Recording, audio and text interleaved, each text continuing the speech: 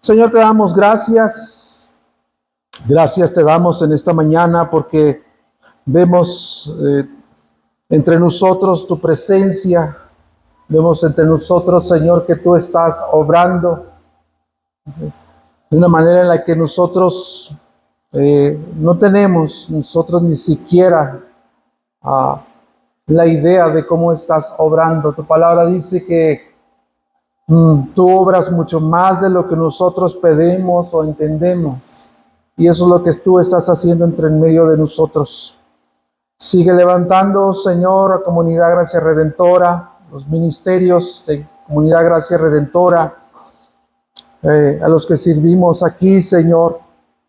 Sigue levantando a otros también, Señor. Pon en ellos la convicción de decir que quieres servir a tu iglesia.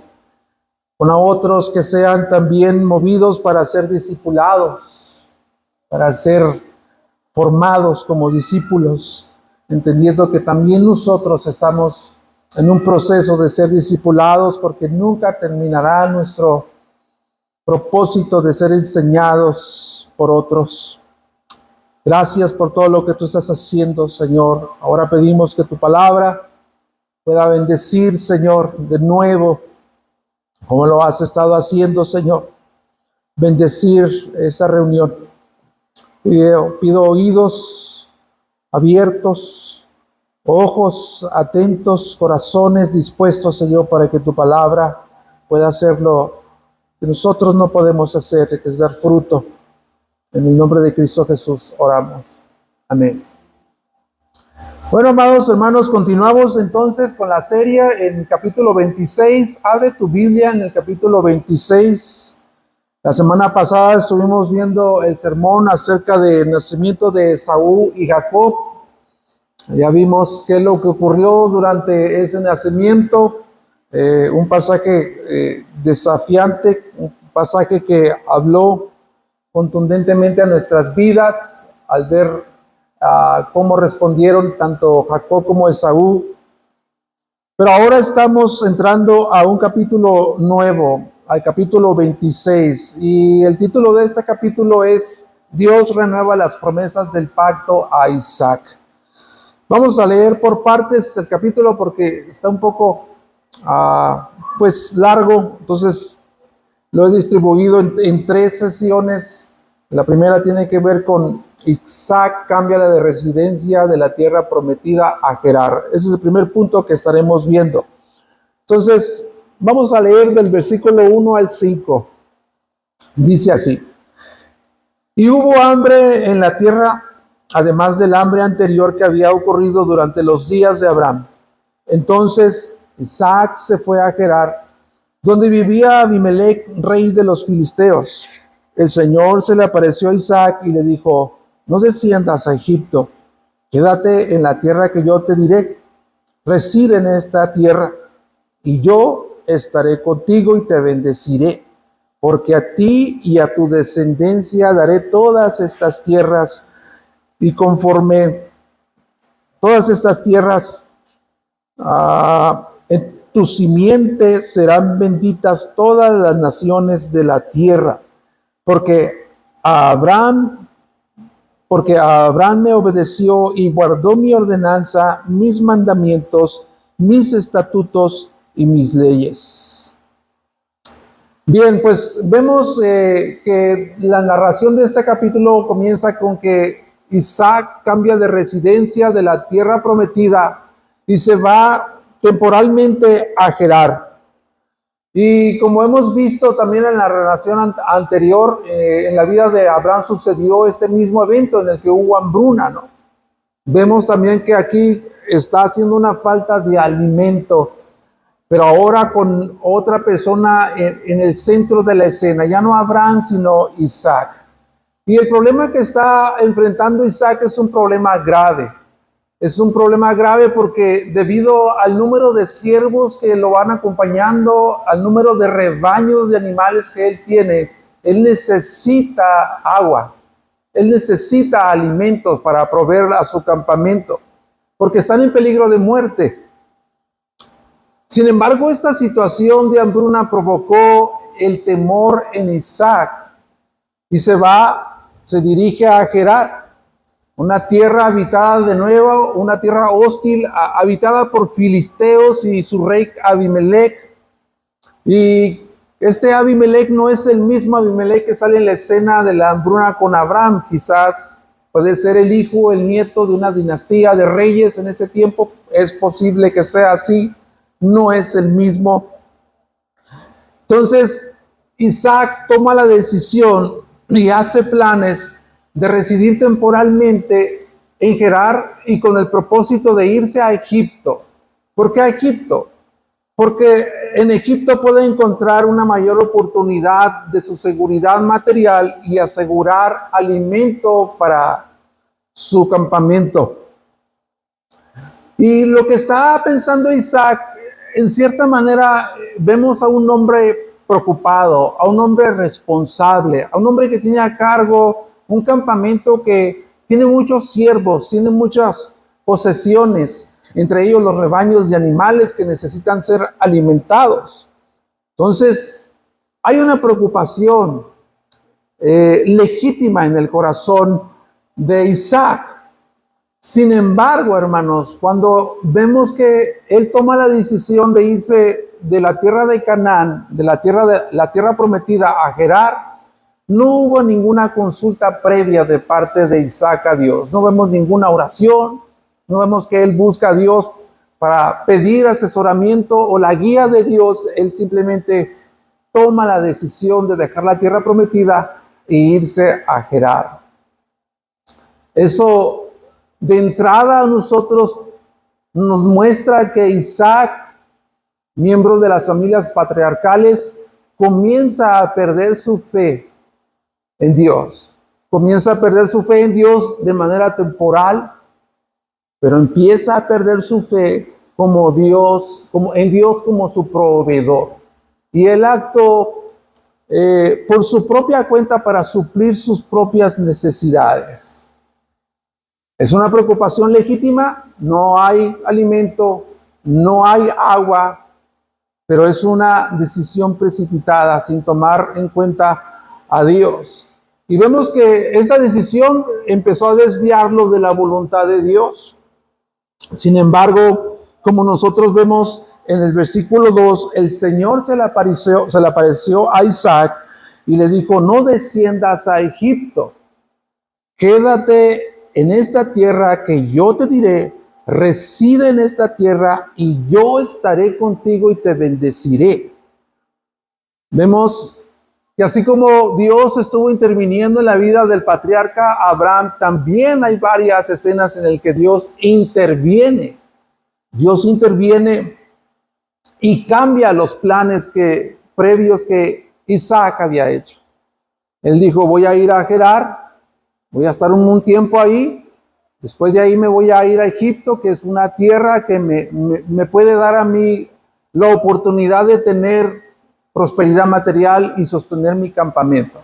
Pero Dios interviene en la escena porque esa no es la voluntad de Dios. Vemos que Isaac no consulta a Dios, entonces Dios interviene y le cambia los planes. No sé cuántos de aquí ya empiezan a identificarse en el relato de que nosotros hacemos algunos planes y Dios interviene para deshacerlos. Dios interviene y le advierte a Isaac que no vaya a Egipto. Y le alienta a que se mantenga en Gerar hasta que pudiera volver a la tierra del pacto, a la tierra de Canaán. No desciendas a Egipto, quédate en la tierra que yo te diré, reside en esta tierra y yo estaré contigo.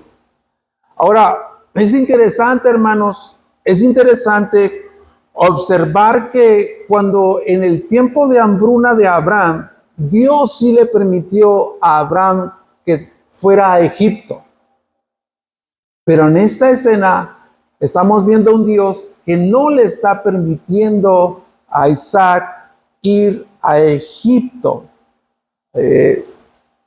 Nosotros no vamos a alcanzar a discernir el por qué Dios obra de esta manera, pero tiene una voluntad perfecta y agradable. Pero hay una anotación que quisiera hacer en este punto, de que Abraham sí se lo permite ir a Egipto, pero a Isaac no se lo permite. Pero lo que sí le promete Dios a Isaac es que su protección estaría sobre de él. Yo estaré contigo. Su cuidado provincial estaría sobre Isaac, sobre su campamento y sobre todas sus posesiones. Sin embargo, a Isaac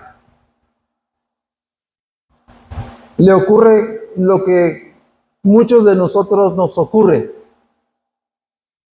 Alguien ha dicho que pensar en nuestra propia sabiduría y hacer a un lado la sabiduría de Dios es la locura de confiar en nosotros mismos.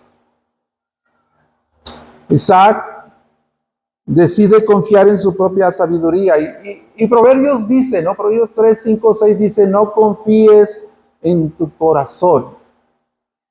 Confía en el Señor con todo tu corazón y no te apoyes en tu propio entendimiento. Reconócelo en todos tus caminos y Él enderezará todas tus veredas.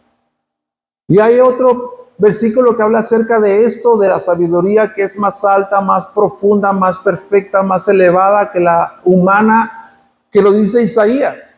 Isaías 55, 8, 9 dice, porque mis pensamientos no son los pensamientos de ustedes, ni mis caminos sus caminos, ni sus caminos son mis caminos, declara el Señor. Porque los cielos son más altos que la tierra, así son mis pensamientos más que sus pensamientos.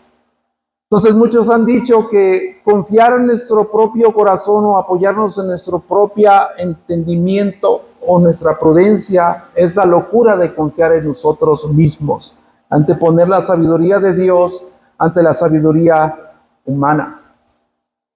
Pero volvamos de nuevo a la intervención de Dios, que tiene como propósito confirmar el pacto que Él había hecho con Abraham.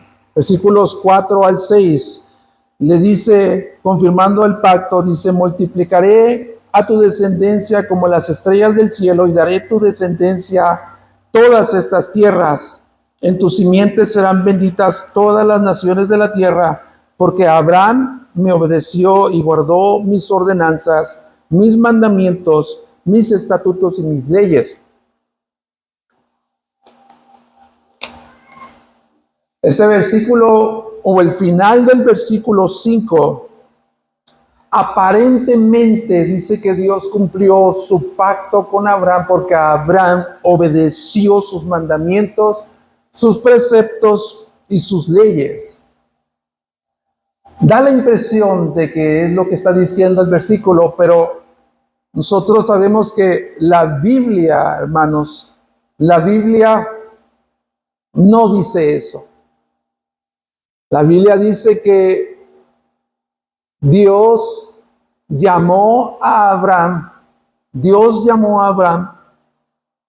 y le hizo un llamado en el cual requería que él escuchara su voz, que él buscara la dirección de Dios. Y ese mismo llamado también involucró que Abraham tenía que poner su fe completamente en las promesas del pacto. Ese es el llamado que Dios le hizo a Abraham. La Biblia no afirma que Abraham se haya hecho justo por su obediencia. La Biblia habla de que Abraham creyó a Dios y su fe le fue contada por justicia, es lo que dice.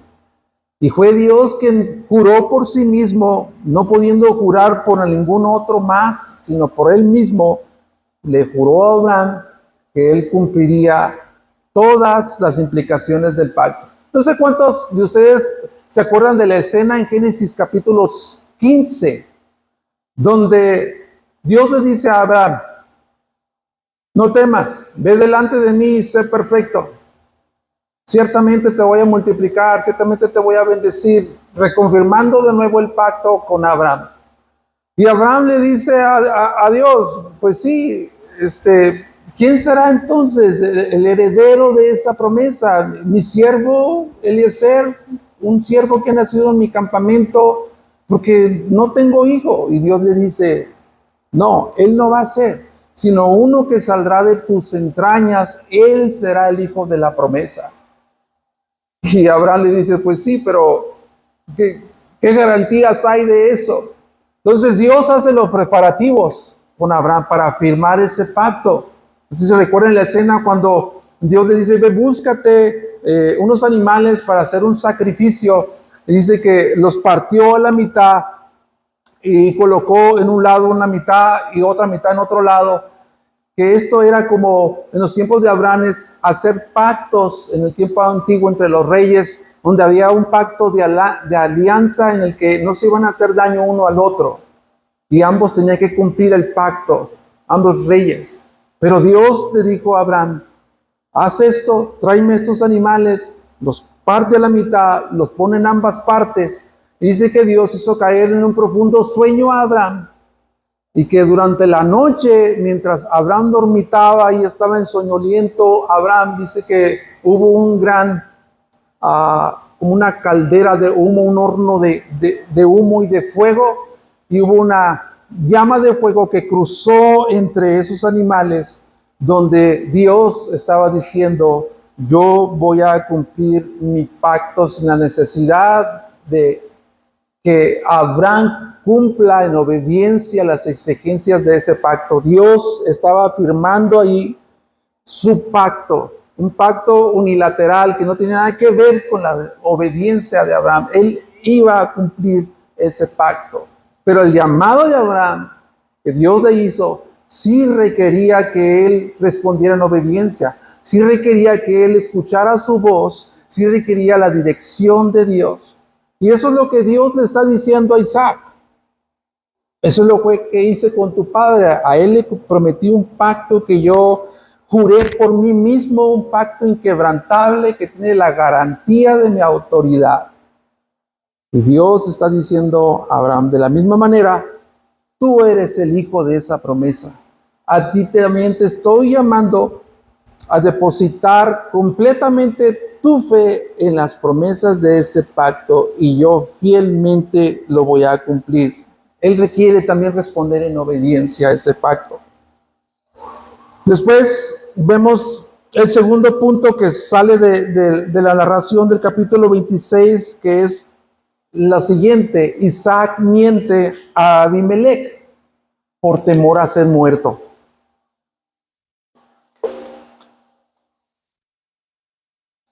Isaac comienza a responder en obediencia y ciertamente no fue a Egipto, se quedó en Gerar.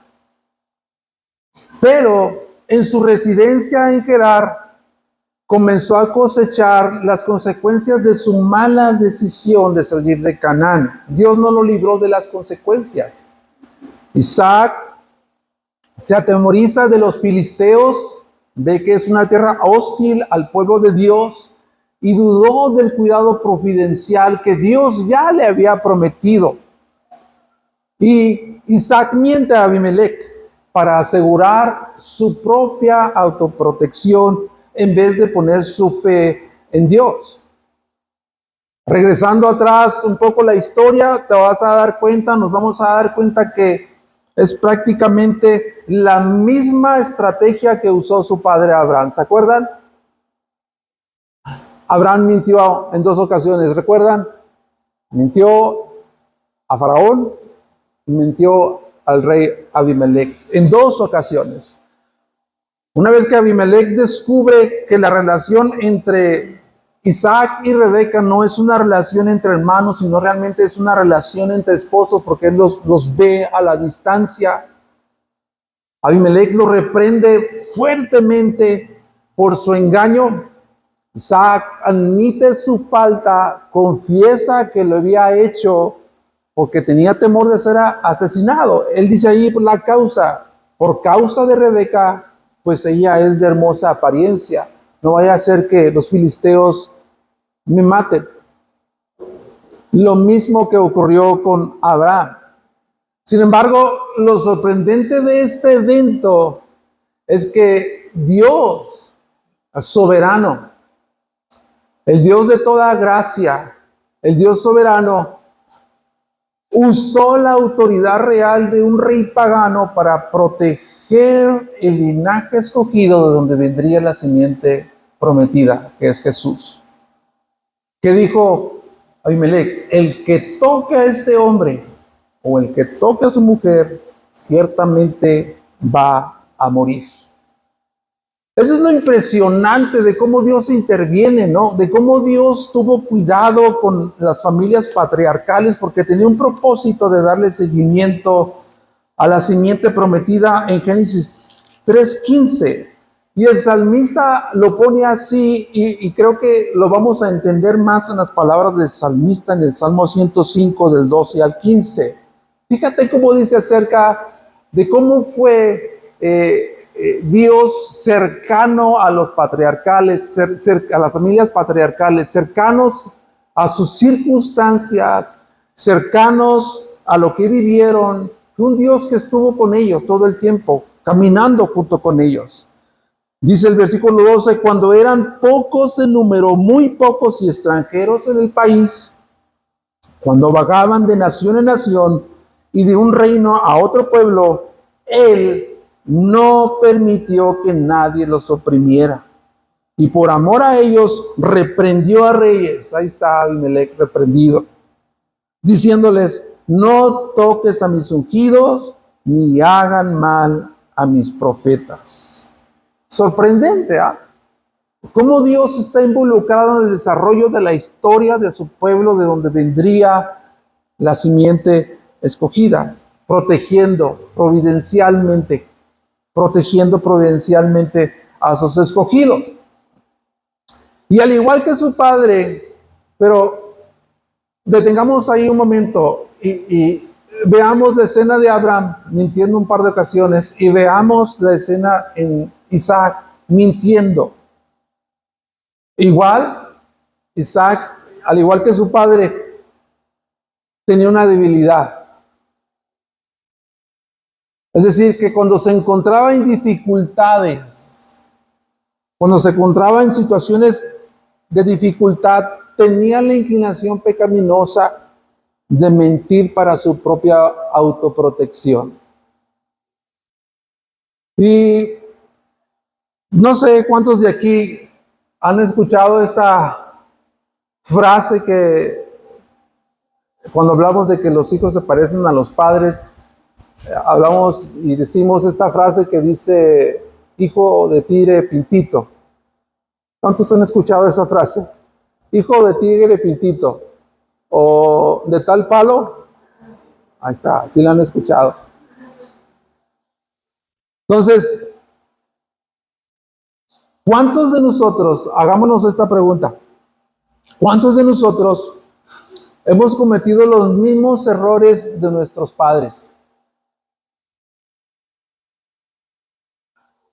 Isaac siguió el ejemplo de su papá Abraham, que cuando se encontraba en situaciones de peligro, circunstancias difíciles, mentía. Tenía esa inclinación pecaminosa. Y es posible que durante su crecimiento en la convivencia entre familia, es posible que hayan dado testimonio a Abraham y Sara, a sus hijos y a su campamento, de cómo ellos fallaron a Dios. Es posible que él lo haya escuchado de sus mismos padres, de cómo mintieron para protegerse. Pero vemos un modelo de pecado y de debilidades de los padres que en algunas ocasiones, marco ahí esa frase, en algunas ocasiones se repiten de una generación a otra. No es que siempre va a suceder de esta manera, no que vamos a repetir las malas decisiones, que vamos a repetir las malas costumbres de nuestros padres, pero en ocasiones se repiten de una generación a otra. Y nos parecemos mucho a él, porque en la locura de confiar en su propia mente, en vez de guiarse por la sabiduría y la dirección de Dios, en vez de hacer eso, Isaac mintió, pensando él mismo que se estaba autoprotegiendo, pero realmente fue lo contrario. Él se puso en peligro de muerte, no solamente él, sino todo el campamento. Entonces, tomando como ejemplo esto, yo quiero decirte algo, amado hermano. Para cambiar nosotros nuestra manera de pensar, o más bien para cambiar nosotros nuestra manera antigua de actuar, tenemos que cambiar nuestra forma de pensar. Para cambiar nuestra manera antigua de pensar, tenemos que cambiar para cambiar nuestra manera antigua de actuar, tenemos que cambiar nuestra manera de pensar, corrijo. Y en 1 de Pedro 1:18, dice lo siguiente, hermanos. 1 de Pedro 1:18. Dice: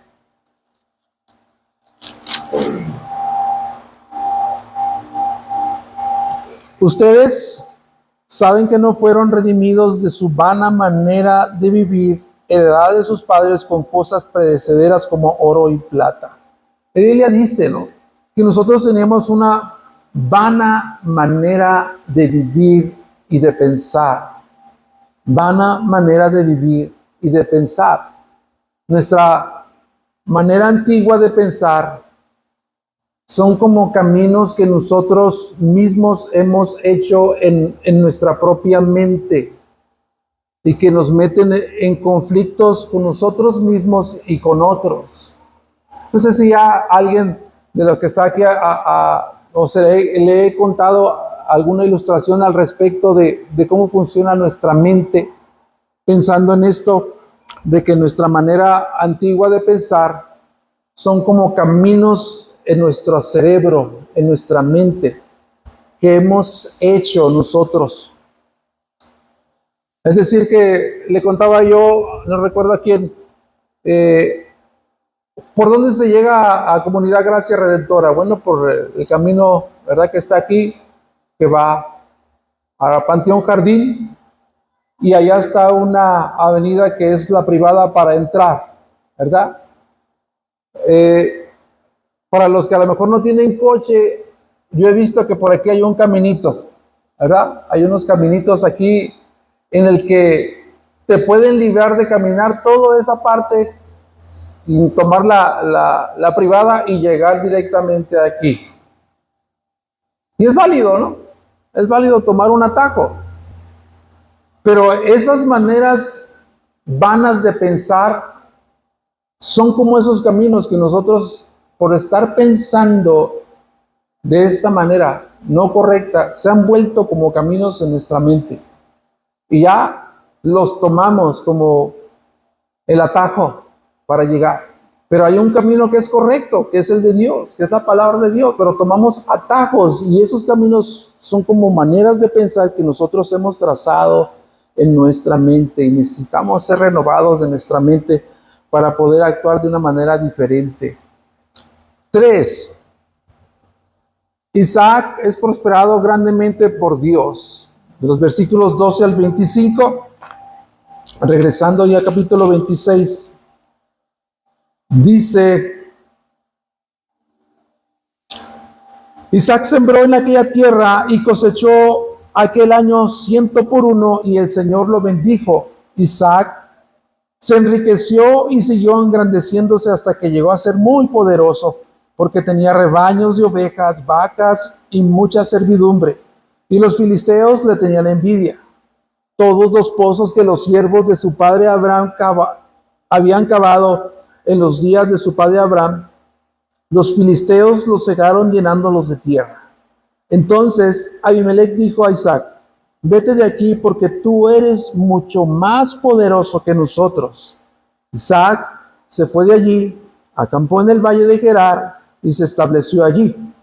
Isaac volvió a cavar los pozos de agua que habían sido cavados en los días de su padre Abraham, porque los filisteos los habían cegado después de la muerte de Abraham. Y les puso los mismos nombres que su padre les había puesto. Cuando los siervos de Isaac cavaron en el valle, encontraron allí un pozo de aguas vivas. Entonces riñeron los pastores de Gerar con los pastores de Isaac, diciendo: el agua es nuestra. Por eso él llamó al pozo Esek, porque habían reñido con él. Cavaron otro pozo y también riñeron por él. Por eso lo llamó Signa. Y se trasladó de allí y cavó otro pozo y no riñeron por él. Por eso lo llamó Rehobot, lugar para nosotros. Al fin el Señor ha hecho lugar para nosotros y prosperaremos en la tierra.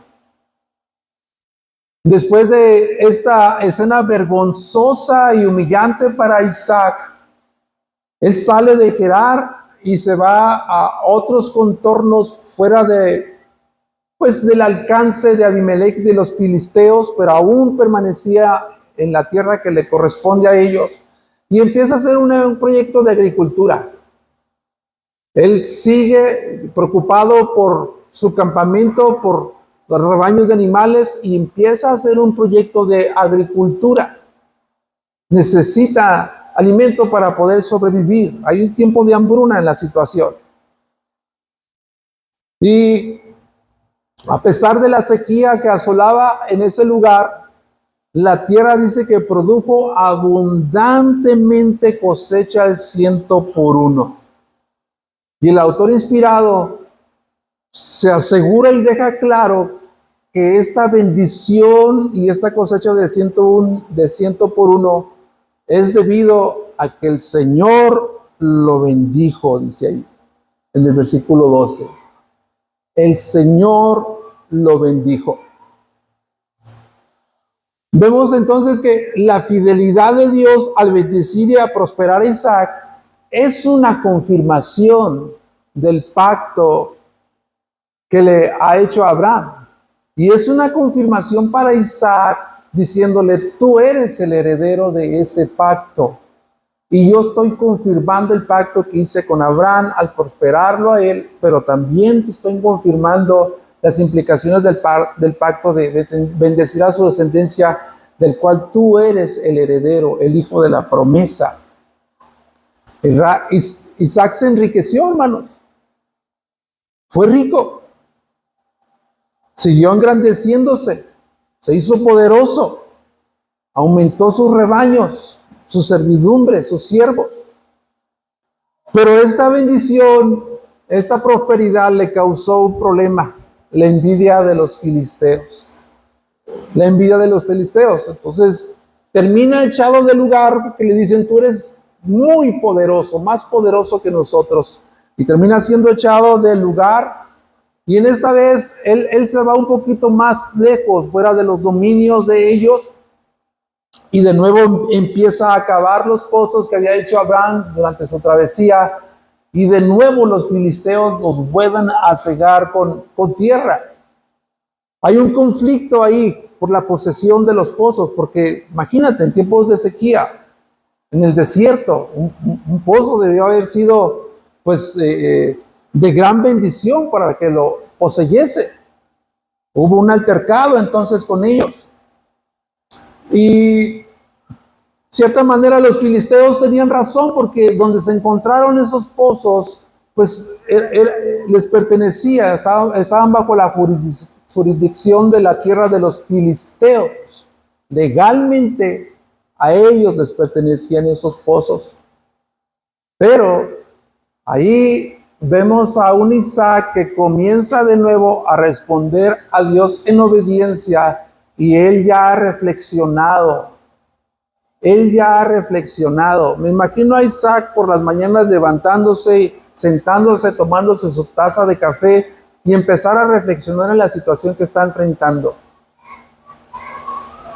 Y Dios, a través de su palabra, a través de su espíritu, dándole la convicción de que se ha equivocado, y esta vez Isaac dice: tengo que volver a la tierra prometida. Tomé una mala decisión. Tengo que volver. Entonces él regresa a Beerseba, que es parte de la tierra prometida, y Dios le vuelve a confirmar o le reconfirma el pacto de nuevo de que él es el heredero de esas bendiciones que Él es el hijo de la promesa del pacto. Y le dice, no temas porque yo estoy contigo, en el versículo 23, y te bendeciré y te multiplicaré tu descendencia por amor a mi siervo Abraham. Es interesante, hermanos. Es interesante que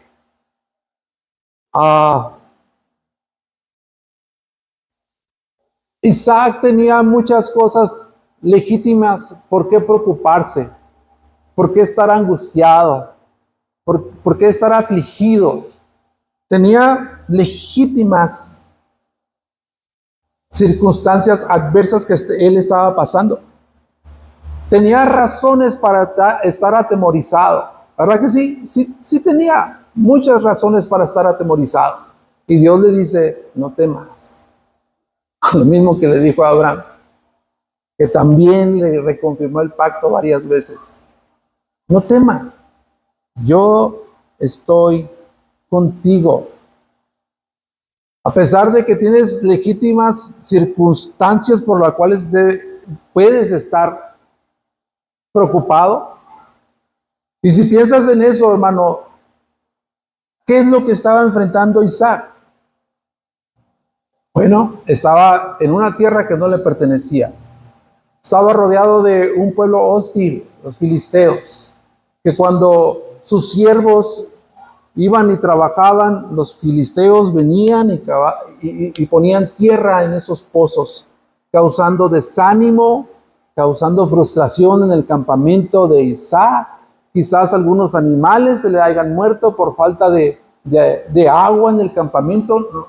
Estaba enfrentando muchas razones para estar atemorizado y afligido, pero Dios le dice, no temas, yo estoy contigo.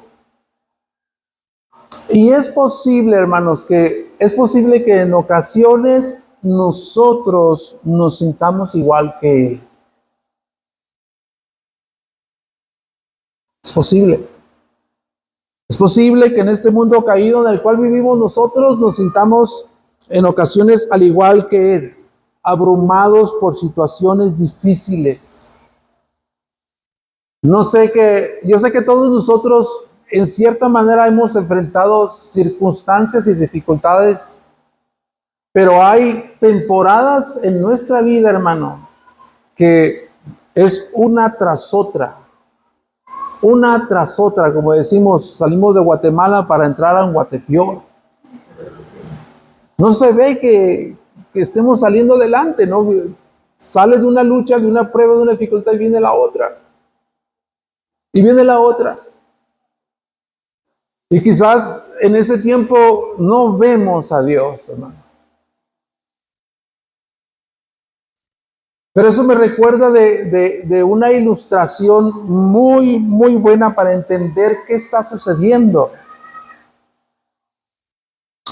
Los pilotos, hermanos, los pilotos aviadores, cuando están volando allá a 10,000 pies de altura, y cuando se encuentran solos volando esa nave en esa cabina, quizás con otro copiloto, cuando se encuentran allá arriba, a miles de pies de distancias de la tierra, en una tormenta, no hay visibilidad.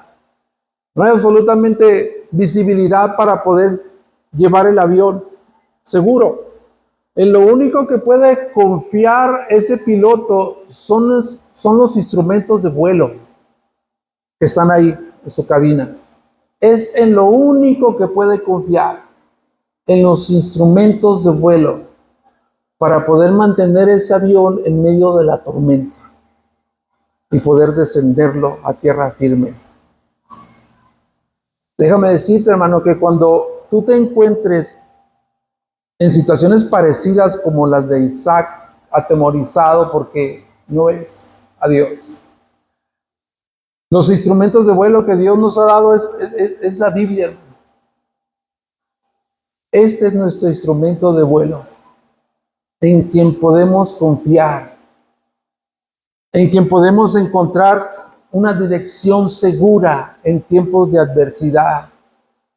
donde podemos encontrar esperanza, despejar las dudas, renovar nuestra fe, sacudirnos el temor y llenarnos de la esperanza de Dios por medio del Espíritu Santo que viene, ilumina la palabra y nos empieza a ministrar y a consolar, porque es parte de su ministerio del Espíritu Santo. Pero lo interesante también aquí que cabe mencionar es que esta intervención providencial de Dios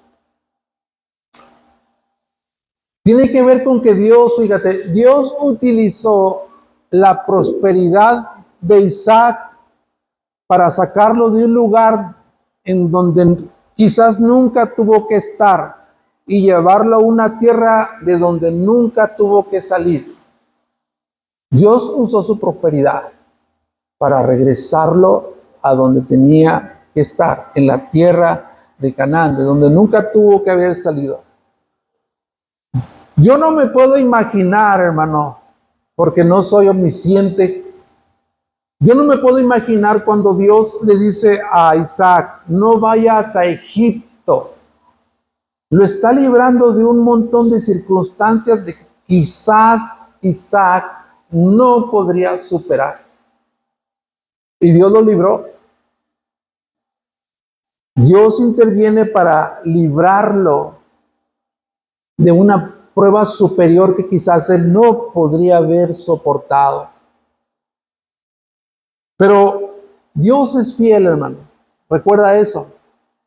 Dios es fiel con nuestros tratos. Todos los tratos de Dios con su pueblo son fieles, justos y verdaderos.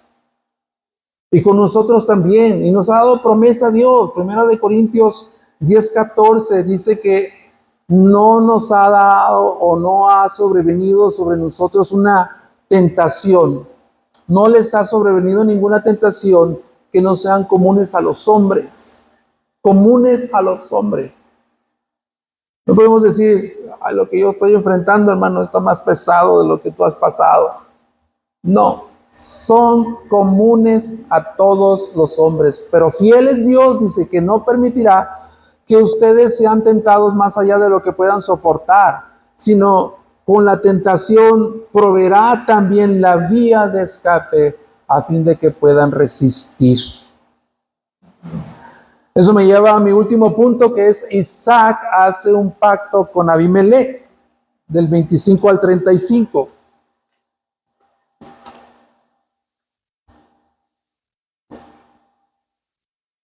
Entonces Abimelech, el 25, dice, Isaac construyó un altar, invocó el nombre del Señor y plantó allí su tienda, y allí abrieron los siervos de Isaac un pozo. Entonces Abimelech vino a él desde Gerar con su consejero Ahuzat y con Ficol, jefe de su ejército, y les dijo a Isaac, ¿por qué han venido a mí, ustedes que me odian y me han echado de entre ustedes? Y ellos respondieron, vemos claramente que el Señor está contigo. Vemos claramente que el Señor está contigo, así es que dijimos, hay ahora un juramento entre nosotros, entre tú y nosotros, y hagamos un pacto contigo de que no nos harás ningún mal, así como nosotros no te hemos tocado y solo te hemos hecho bien y te hemos despedido en paz. Tú eres ahora el bendito del Señor. Entonces él les preparó un banquete y comieron y bebieron. Muy de mañana se levantaron y se hicieron mutuo juramento. Entonces Isaac los despidió y ellos se fueron de su lado en paz. Y en ese mismo día, hermanos, antes de que terminara ese día, los siervos de Isaac llegaron y le informaron acerca del pozo que habían cavado y le dijeron, hemos hallado agua. Y lo llamó Seba. Por eso el nombre de la ciudad es Beerseba hasta hoy. Después de que Isaac sale de los contornos de Gerar, de los filisteos, y se va a la tierra prometida en Beerseba, recibió una visita inesperada. Jamás se imaginó Isaac que vendría Abimelech con su consejero personal y su jefe de ejército. Simplemente con el detalle, hermanos, de ir y testificar en persona delante de Isaac y decirle, vemos claramente que Dios está contigo. Queremos hacer un pacto de paz contigo para preservar la paz entre tú y nosotros, porque tú eres el bendito de Dios. Dios providencialmente de nuevo, hermano, está reconfirmando el pacto a Isaac. Esa es una clara evidencia de que Dios está cumpliendo sus promesas. Ciertamente te bendeciré, te engrandeceré. Tú eres el heredero del pacto. Llevó a Abimelech, su consejero, y el primero en su ejército para confirmarle que Dios está cumpliendo su pacto. Una evidencia más de parte de Dios para Isaac. Y ahora empezamos a ver a una Isaac diferente, respondiendo a las circunstancias de una manera diferente. Ese Isaac que mintió para autoprotegerse por la hostilidad de los filisteos, ya no da lugar a la venganza. Ya no da lugar a la venganza. Es un hombre pacifista, concreta la alianza por medio de juramento entre ambas partes, y todavía, hermanos, pues si podemos ver el hombre compasivo en el que se convirtió, les prepara un banquetazo, hermano. Puso a sus siervos allá a preparar el mejor platillo para ellos y los despidió en paz. Y por si fuera poco, viene la buena noticia después de que ese día estaba pleno de bendiciones para Isaac. Sus siervos vienen y le dan la noticia: hemos hallado un pozo. Encontramos un pozo. Dios está garantizando a Isaac la supervivencia de su campamento en la tierra prometida, la supervivencia de sus siervos, de sus rebaños. Está cumpliendo la protección, dándoles seguridad, porque ha hecho una alianza de paz con sus enemigos. Dios confirma a Isaac su presencia, su protección, su provisión y la continuación del pacto que le hizo a su padre Abraham está asegurada por la gracia y la providencia de Dios. Parece como que ahí el autor inspirado tuvo que haber dicho ahí, y colorín colorado, este cuento se ha acabado, para que acabara todo pues, de una manera feliz. Pero no fue así. Pero yo quiero que tú te detengas y nos preguntemos, hermanos, ¿por qué Dios tuvo que confirmar o reconfirmar el pacto a Isaac más de 3 ocasiones en un solo capítulo?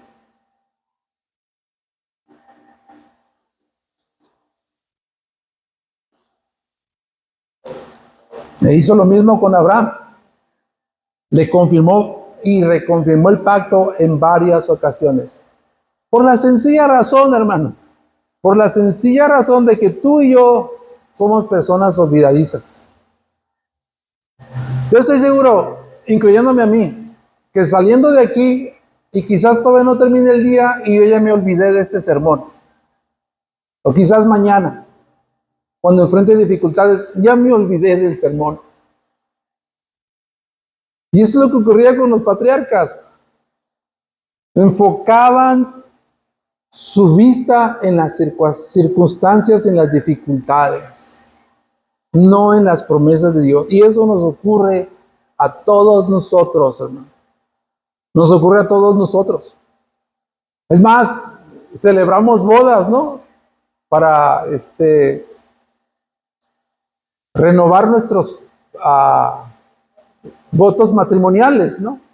Que las bodas de bronce, que las de plata, que las de oro. Bueno, ¿y por qué tanta renovación de votos? Pues porque se nos olvida a qué nos hemos comprometido con nuestro cónyuge. Pero Dios entonces le garantiza la supervivencia de su campamento, de sus siervos, de sus rebaños, y le da seguridad para que la promesa continúe. Pero desafortunadamente este capítulo termina con malas noticias. Termina con malas noticias. Los versículos 34 y 35 dice: cuando Esaú tenía 40 años, se casó con Judith, hija de Beri, elitita, y con Basemat, hija de Elón, elitita. Y ellas hicieron la vida insoportable para Isaac y Rebeca. Esa narración termina con malas noticias. La paz que estaba experimentando a Isaac en su campamento, la familia patriarcal, es alterada, hermano.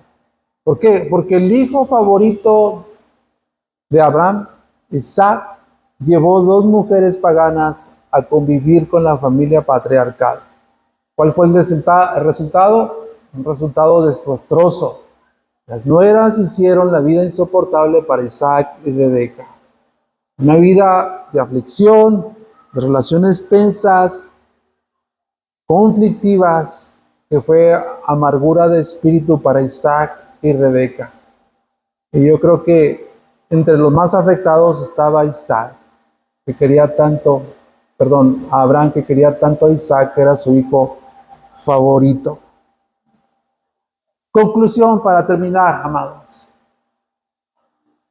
Las experiencias de Isaac demuestran que, como todo creyente, tenemos aciertos y desaciertos, todos nosotros, momentos de debilidad y momentos de fortaleza, momentos de fracasos, momentos de victorias.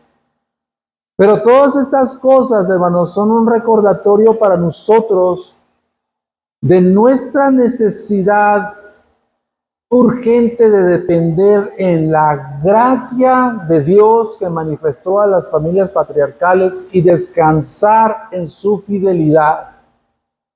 En la fidelidad de Dios, en la fidelidad eterna de Dios que cumple sus promesas. Deuteronomio 7:10 dice: